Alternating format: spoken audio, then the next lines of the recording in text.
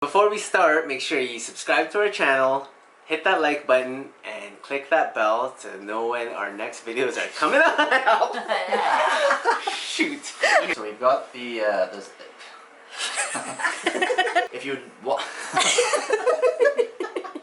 yeah.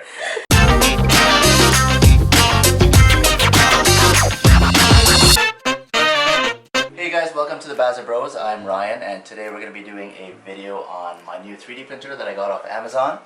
And what we're going to do is going to print something for the first time, and Andrew's going to tell you here about what that is. Cool. So what I asked Ryan to help me out with is a lock for our Tesla charger.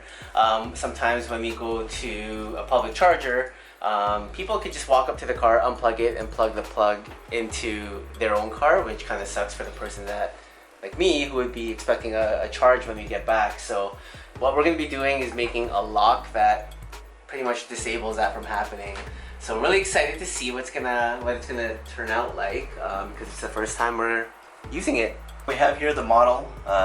It's basically an STL format, which was downloaded from the internet, and you basically import that into the software, and you set some parameters in there. Make sure you have the right material, specify the right thickness, density, and right now it's looking good. If you want to know more details on how to configure this properly, just let us know in the comment box. Before we start, be sure to subscribe to our channel, hit that like button, and click that bell so you know when our next videos are coming out. Alright, so we've got the SD card loaded up here on the printer, and it's just a matter of going through the settings and printing from the SD card. And there we go. This might take a while because the extruders have to warm up.